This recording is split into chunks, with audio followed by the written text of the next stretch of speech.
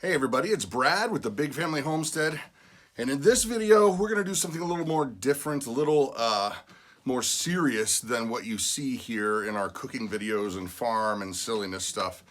And that is, we're going to be talking about the coming storm. Now, first of all, we need to define what the coming storm is before we can talk about how to deal with it, what to do about it. Is there anything you can do about it? And before we actually get going, I'd like to point out that your comments are welcome as long as you are being clean, if you keep them family friendly, and as long as you're being nice. If you go attacking people, if you start just being nasty, I just block them, just so you know. So keep it clean, keep it nice, and that way your comment will be read by whoever comes on by. So, the coming storm, what am I talking about? Well, if you have not been living under a rock for the last 15 years, you've noticed that there has been a shift in the morality, the spirituality, the everything about the way that people are viewed in terms of ethics, spirituality. I'm trying to put my finger on it specifically. Is we're a country that is so divided in so many ways. And there are powers that seek to exploit this division and further that division for their own gain, okay? However, the collateral damage from doing such things is that when societies go down that path, it's very, very rare that they ever are able to glue themselves into a peaceful, cohesive group again without a major, radical shift. And by shift, it could mean horrible things, violence. It could mean the separation of making new divisions in country, you know. It could mean that it's such a decay that it basically ends up dissolving into some other thing. But they very, very, very rarely can figure a way back from that kind of chaos to a cohesive, peaceful entity, right? And so, the storm that is here, what are we talking about? The lines are being drawn between, take your pick, liberals and conservatives. Take your pick of politicians, Republicans and Democrats. Take your pick. Oh, there's a war on women. There's a war on this. There's a war on that. And all of these divisions and fractures used to be where we could talk it out, we could work it out, and you may not agree with the other side, but at least we could coexist. Well, that's changing. All you got to do is look at the news and you can see that is getting ramped up. It's like somebody turned the volume from 5 to 20. And now those conversations are they're not only not being had, they are being refused to be had. The other side, whatever side you're on, the other side is not only just not listening, they're not listening and getting mad. And it's escalating from there. Look at college campuses. You want to watch some eye-opening videos, look at Steven Crowder. He's a conservative, but he goes on to campus and says, "Here's my position, change my mind." And you would not believe how unhinged and literally violent people get if you're not on their side. There is no dialogue anymore, largely. It's, this is my way of thinking, and if you don't like it, you're wrong. Well, the problem is a lot of that is getting scaled up and ratcheted up, and the powers that be that love the division because they can keep our eyes off of them. If they can keep us at each other's throats, they'll keep our eyes off them. They love that, but the problem is the collateral damage, right? What's going to happen when all of this comes to a boiling point? What's going to happen when the people on this side say, "I've had enough," or the people on this side say, "I've had enough," and they start pushing back? There's the big question. It's coming, because it's not like you can just dial it back and go, "Hey, we live in, Walt Disney's 1950s," even though I would love that. There is no desire to ratchet it down. Everyone wants to ratchet it up so that their side, whatever their side is, can be the side that demands the other side do what they say. Now, that is more specifically to some of the really more aggressive liberals or the more aggressive political parties that want to say, all right, socialism, communism, that's what we have. You don't like it? We're going to go ahead and force you. Now, to me, that's completely wacky, and I would never embrace that ideology. But there are a lot of people who do. And I think that the good folks of the world out here who have been more of the mindset of, all right, I don't care if you want to do that, whatever that thing is in your life. I'm just not going to do it, and you stay over there and do your thing and stay out of my sphere, and we will have peace, and I'll just ignore it. Well, that's changed, because the people that are on those fringes, the really radical people, the people that are trying to push a morality that is completely out of line with morality, they're saying, no, you will do what we say, or else we're coming over there and we're going to force you. Look at all these legal cases. People saying, if you don't bake my cake, I'm taking you to court and I'm going to force you, or I'm going to bankrupt you in the process. That sounds like tolerance, doesn't it? Wait a minute. Okay.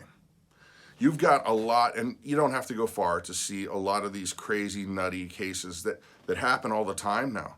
This person's getting sued because they didn't do that, and it's more of a spiritual decision. They said, I can't do this, it's against my religious beliefs. And yet the other side says, no, you will. You will. Oh, you will, or we will sue you, or we will put you out of business if you do not violate your own personal Christian beliefs. Tolerance. There's tolerance, right? So these are the divides I'm talking about. And they don't get ratcheted down. They get ratcheted up until something breaks and there's a massive problem. What that problem looks like, man, I shudder to think. No idea. I just know that it's not going to look good when people start pushing back. I wish that there was more dialogue. I wish that people would honestly listen and not just say, I'm right and I don't care, and if you don't do what I want, I'm going to force you. I don't think that's right. But hey, I'm just one guy, right? I'm just one dude. What can I do? Well, what can I do? I can hopefully open up dialogue. I can hopefully open up a channel where, maybe some people who are so hardline, they maybe see that, maybe I should listen. Even if I disagree, I don't need to be violent about it.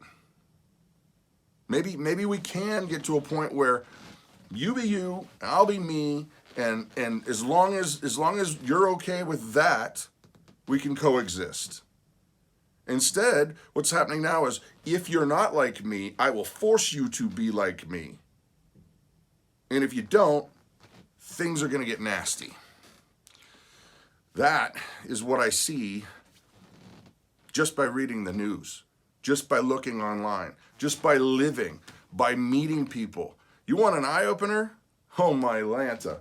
Talk to some college kids who, maybe second, third year college kids that go to your run-of-the-mill, regular old college. Talk to a handful of them and see what they think about any given topic. And I guarantee you're going to get a very different view of what you saw 10 years ago or 20 years ago. A humongously different view. I can't fathom how fast and how far and how quick the change has happened, why it's happened. I don't know. Maybe with the dawn of the internet, where everyone has accessibility, everybody's got a computer in their pocket, and everybody has anonymity, I can think and say and do whatever I want, and there are no repercussions, and everything's instant. When I see something, when something happens in the world, I see it right now. Maybe it's because of the quick relay of information. I don't know what has caused the ramp, but it seems like it went like a graph, like, yeah, it was going up, but then it went wham. And now we've got people who are normally sane, I'll talk it out, I might not agree with you, but we can coexist people, to levels that are gross and violent. And I think it's horrible and I think it's wrong. But the reality is, how do you deal with it? It's here. I mean, do you just go, I don't want to know. I don't want to know. If I just ignore it, nothing bad will happen to me or my kids. No. I guess you could be that lucky one. I tend to think that ignoring a problem is not going to help the situation. But also, I do not think it's a good idea to go and provoke anything. I think that would be a horrible idea. So I don't really actually know how to answer the question of what to do about the coming storm, other than, for me, to pray a lot. Get with my family, get in the Bible, get in the Word, get to know God better, get to know Him. Seek His truth, seek His answers. Try to relate to people, even if you've done it 50 million times and you know they're not going to come around. Still, try to communicate. I think that drawing near to God and still trying to communicate with others, even if you feel like it's futile, I think that you never know. Maybe people come around. Also, it might be wise to go ahead and get some better doors and locks on the house. It might be wise to learn a little self-defense. You never know. These people are nutty. They just will attack you. If you've probably seen these videos. Somebody will be just standing there wearing a hat that somebody doesn't like, and somebody will go slap them in the face. Threaten them. Threaten to kill them over a hat because they don't like it. Oh, boy. I do really wish we could return to the 1950s. I mean, without all of the crazy racism stuff, because that's no good either. But, you know, maybe Brad's version of the 1950s is like Disneyland for everybody, and we don't single people out just because of the melatonin count in their skin. That's idiotic. But I don't know. Hopefully this video will, my goal in making this video was hopefully that maybe it'll just help open dialogue between folks who might not see eye to eye. Maybe give a little more patience when it's needed. Maybe it's get yourself some better locks on the doors. Maybe it's learn how to, what if somebody came after me? Maybe you need to learn a little self-defense. I don't know. For us, we're big fans of the Second Amendment. All of us. That's not going to ever change. So anyway, comments below. Let's see what you have to say. Keep it nice. All right? I'm Brad with the Big Family Homestead. You guys have an amazing and blessed... Oh, forgot. Tonight we have a live show.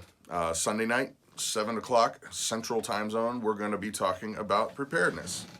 And but we also have a lot of fun. There's games that we do. There's plenty of silliness, and there's a lot of fun. It's a really, really great time, and the interactivity is awesome. So if you can be around 7 Central, we'd love to have you around. And with that, I'm Brad with the Big Family Homestead. You guys have an amazing day.